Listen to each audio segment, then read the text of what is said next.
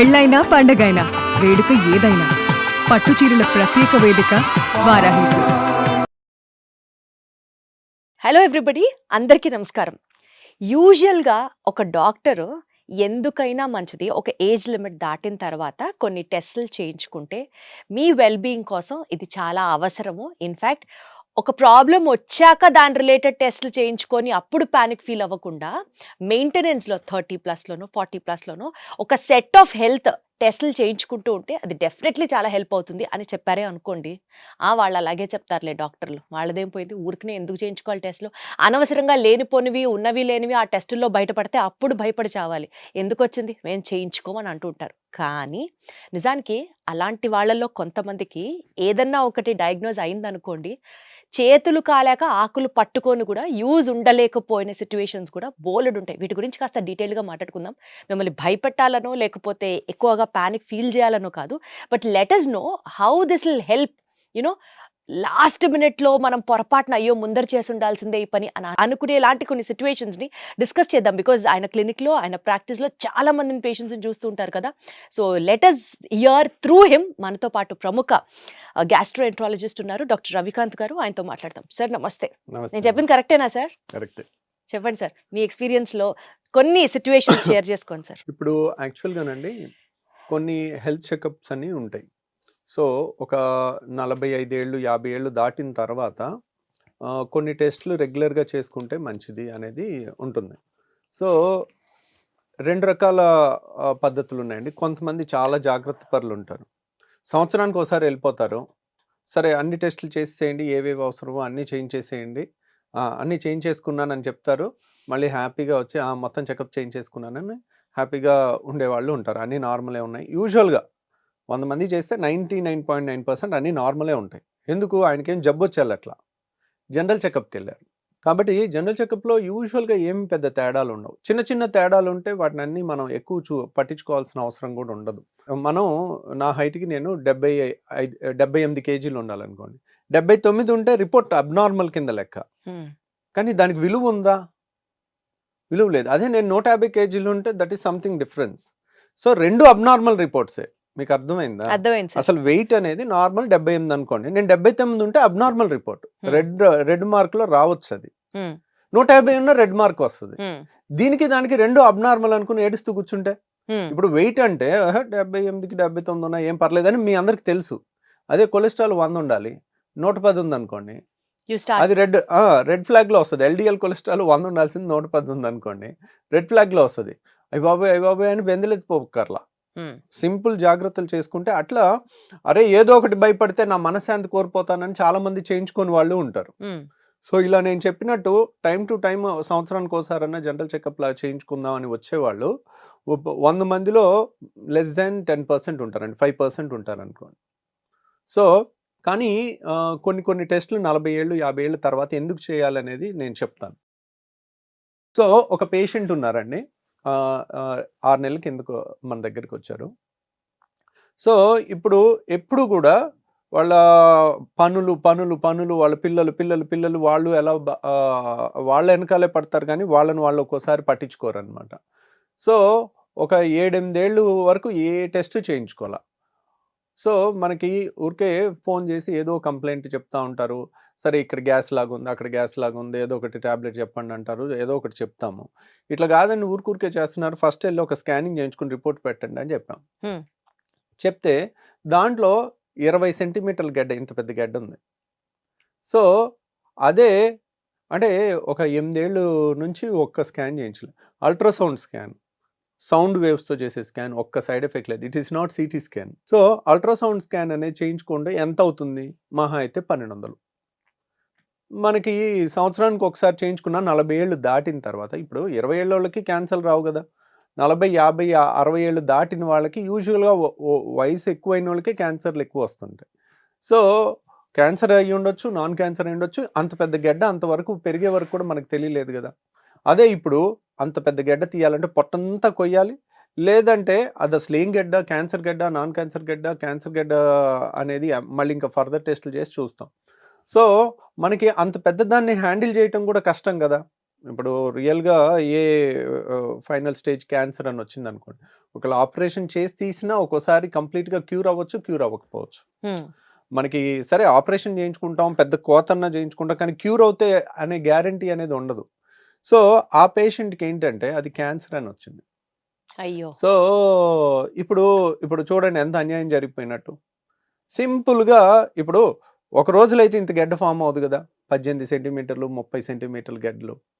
So అది form అవడానికి ఖచ్చితంగా ఒక స్లోగా ఒక 1 to 2 years పైన పట్టుద్ది. మనం ఇయర్లీ చెకప్లో చేసుకున్న అది 5 సెంటీమీటర్లు 10 సెంటీమీటర్లు ఉన్నప్పుడు చేసుకుంటే ఆపరేషన్ తేలికైపోను, ఫస్ట్ స్టేజ్లో కనపడను, క్యూర్ అయిపోను. సో అలాని నేను ఇంకా మరీ ఎక్స్ట్రీమ్గా వెళ్ళి సిటీ స్కాన్ చేయించేసుకుంటాను, ఎంఆర్ఐ స్కాన్ చేయించేసుకుంటాను, ఆ స్కాన్ చేయించేసుకుంటాను, ఈ స్కాన్ చేయించుకుంటాను, ఇలాంటి నాన్ సెన్స్ స్కాన్లన్నీ కూడా అవసరం లేదు. అవన్నీ కాస్ట్లీ టెస్ట్లు. ఇప్పుడు ఒక సిటీ స్కాన్ అంటే 8,000 అవుతుంది, ఒక ఎంఆర్ఐ స్కాన్ అంటే 8,000 అవుతుంది. అనవసరంగా మీరు డెసిషన్స్ తీసుకోకూడదు. జనరల్ చెకప్లో మామూలుగా ఏమి ఉంటాయంటే సిబిపి అంటే కంప్లీట్ బ్లడ్ పిక్చర్, అంటే మనకి రక్తం ఎంత ఉంది, ఎనీమియా ఉందా లేదా, రక్తహీనత ఎంతమంది లేడీస్కో ఉంటుందండి. వాళ్ళకి తెలీదు, నీరసం కూర్చుంటారు. వాళ్ళకి 12, 13 బ్లడ్ ఉండాలి.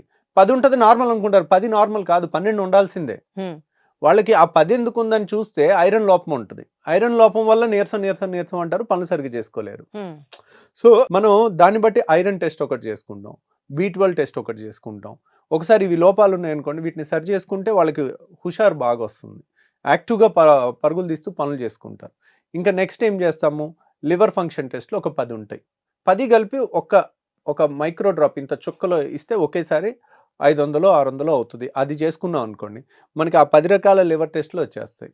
ఆ లివర్ టెస్ట్లో 99% నార్మల్ ఉంటుంది, ఓకే లివర్ సేఫ్ అని వచ్చేస్తుంది. కిడ్నీ ఫంక్షన్ టెస్ట్ అని ఉంటుంది. కిడ్నీ ఫంక్షన్ టెస్ట్లో ఏముంటుంది, క్రియాటినిన్, యూరియా, యూరిక్ యాసిడ్, ఈ 3 టెస్టులు చేసుకున్నాం అనుకోండి, అమ్మయ్య kidney test perfect. Urine test, ఇవన్నీ నేను చెప్పేవన్నీ పెద్ద కాస్ట్లీ ఉన్నాయి కాదు. కంప్లీట్ బ్లడ్ పిక్చర్ అంటే 150 రూపాయలు. అన్ని ఒక బ్లడ్ శాంపుల్లోనే అయిపోతాయి, అన్ని ఒక్క బ్లడ్ శాంపుల్లోనే, ఒక బ్లడ్ శాంపుల్లో అన్నీ అయిపోతాయి. తర్వాత ఫాస్టింగ్లో వెళ్ళి కొలెస్ట్రాల్ ఇచ్చేసాం అనుకోండి, 40-50 ఏళ్ళు దాటిన వాళ్ళు లిపిడ్ ప్రొఫైల్ ఒకటి చేసాం అనుకోండి, అవి దాంట్లో ఎల్డిఎల్ కొలెస్ట్రాల్ ఎంత ఉందనేది చూసుకోవాలి, 100 లోపు ఉండాలి, అదొకటి చూసుకుంటారు. తర్వాత షుగర్ ఉందా, తర్వాత బీపీ చెకప్ ఒకసారి చేసుకుంటాం. బీపీ అనేది మనకు రూపాయి ఖర్చు లేదు, అది అలాగే ఎక్కడికి వెళ్ళినా చేసుకోవచ్చు, ఇంట్లో అయినా బీపీ మిషన్ పెట్టుకుని చేసుకోవచ్చు. సో లివరు, కిడ్నీ, సిబిపి చేసుకున్నాము, CBP, LFT, RFT, liver function test, kidney function test, తర్వాత కాల్షియం టెస్ట్ ఒకటి చేస్తాం. కొంతమందికి కాల్షియం తక్కువ ఉన్న ప్రాబ్లమే, ఎక్కువ ఉన్న ప్రాబ్లమే, కాబట్టి కాల్షియము, సోడియం, పొటాషియం ఎలక్ట్రోలైట్స్ అంటారు, ఇవి చేస్తాము. ఇంకింతే. ఇవి చాలా వరకు ముఖ్యమైన blood test, core of the blood test.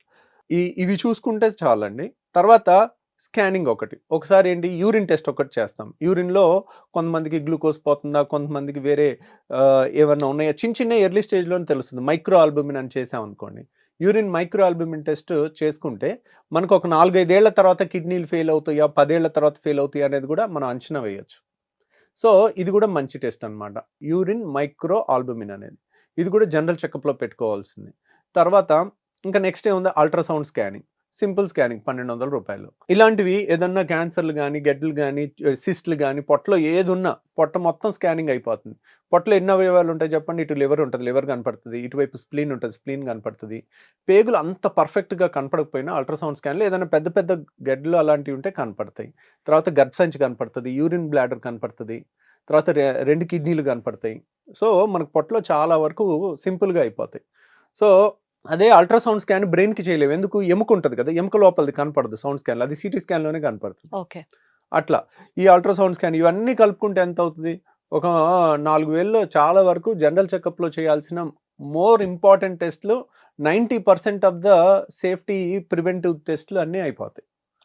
So అలా చేసుకుంటే చాలు, ఇంకా అంతకు మించి వెళ్ళకపోతే ఇది సంవత్సరానికి ఒకసారి 40-45 ఏళ్ళు దాటిన వాళ్ళు ఒకసారి చేసుకుంటే ఏదన్నా వచ్చినా ఎర్లీ స్టేజ్లో వాళ్ళు డిటెక్ట్ చేస్తే సరిపోతుంది, కొంత జాగ్రత్త. సరే, ఇప్పుడు మీరు చెప్పినట్లుగా ఆ పేషెంట్ కి క్యాన్సర్ గడ్డ అన్నారు కదా, అలా క్యాన్సర్ కి సంబంధించిన స్క్రీనింగ్ టెస్టులు చేసుకోవడానికి రైట్ ఏజ్ ఎప్పటి నుంచి అండి? ఒక్కొక్క క్యాన్సర్కి ఒక్కొక్క స్క్రీనింగ్ టెస్ట్ ఉంటుందండి. ఇప్పుడు ఫ్యామిలీలో మదర్కో, పిన్నికో, అత్తకో, మేనత్తకో, పిన్నికో రొమ్ము క్యాన్సర్ ఉందనుకోండి, సో ఆ లేడీస్ 50 ఏళ్ళు దాటిన తర్వాత ప్రతి 5 ఏళ్ళకి మ్యామోగ్రామ్ టెస్ట్ చేస్తారు. 50 దాటాక. ప్లస్ అన్నిటికన్నా బెస్ట్ మనకి మోస్ట్ వాల్యుబుల్ థింగ్, ఇంక ఇది లేకపోతే మనం బతకలేము అనేవన్నీ కూడా ఫ్రీగా దొరుకుతాయి మనిషికి. ఒకటి గాలి లేకపోతే మనం 8 నిమిషాల్లో చచ్చిపోతాం, ఫ్రీ. నీళ్ళు లేకపోతే చచ్చిపోతాం, ఫ్రీ. ఫుడ్ అంత పెద్ద ఖర్చేం లేదు. సో అలాగే టెస్టుల్లో కూడా మోస్ట్ యూస్ఫుల్ టెస్టులు ఫ్రీయే ఉంటాయి. Weight free, BP free. So సింపుల్గా ఇలాంటివి తెలుసుకున్నారనుకో, ఇవి చిన్న టెస్ట్లు అని అనిపిస్తాయి, కానీ దే ఆర్ నాట్. మనకి ఏ ఖర్చు లేకుండా అందుతుండేసరికి దాని విలువ తెలియట్లేదు అంతే. కానీ మ్యామోగ్రామ్ అనేది ఒక్కోసారి 3,000 నుంచి 5,000 మధ్యలో అవుతుంది. డిజిటల్ మ్యామోగ్రామ్ 3D 2D అని రకరకాలు ఉంటాయి. సో అదంత ఖర్చు కదండి. సింపుల్ థింగ్, స్నానం చేసేటప్పుడు సబ్బు చేత్తో బ్రెస్ట్ ఎగ్జామినేషన్ చేసుకుంటే ఏ చిన్న గడ్డైనా కనపడుతుంది. వాళ్ళు రోజు అదొక పద్ధతిగా చేసుకున్నప్పుడు స్నానం చేసే టైంలో జస్ట్ సబ్బు చేతికి ఏ చిన్న రోజు చూసుకుంటున్నాం అనుకోండి, ఇదేంటి ఇన్నాళ్ళు లేదు, ఇదేదో ఇంత చిన్న బొడిపిలాగా తగులుతుంది, అది that is the best test to prevent breast cancer. అది ఎవరు చేయాలి? పేషెంట్ తనంతట తను చేసుకోవాలి. సో అలాంటిది ఏదన్నా చిన్నది కనపడింది అనుకోండి, వాళ్ళకి రోజు చేస్తుంటే వాళ్ళకి అర్థమైపోద్ది, ఓకే రోజు చూసుకుంటున్నాను, ఇక్కడేదో కొంచెం బొడిపిలాగా తగులుతుంది, ఇక్కడేదో లోపల గడ్డలా తగులుతుంది, ఏముందో ఒకసారి వెళ్ళి చూసుకుని వస్తాను. యూజువల్గా 40 ఏళ్ళ లోపల క్యాన్సర్లు చాలా అరుదండి. ఇంకా మనకి అట్లా భయపడుతూ ఉన్నాం అనుకోండి, పుట్టిన బిడ్డకు కూడా క్యాన్సర్ వస్తాయని టెస్టులు చేయలేం కదా. There should be some rational. భయపడటానికి కానీ జాగ్రత్త తీసుకోవటానికి కూడా మూర్ఖంగా చేయకూడదు. కాబట్టి ఈ సెల్ఫ్ బ్రెస్ట్ ఎగ్జామినేషన్ అనేది ఇన్ఎక్స్పెన్సివ్ టెస్ట్. తర్వాత లేడీస్లో అతి సాధారణంగా వచ్చే రెండో cancer cervix cancer, uterine cervix cancer. అది దానికి సెర్వారిక్స్ అనే ఇంజెక్షన్ వచ్చేసింది. అంటే మనకి ప్రివెన్షన్, అంటే వ్యాక్సిన్ వచ్చింది.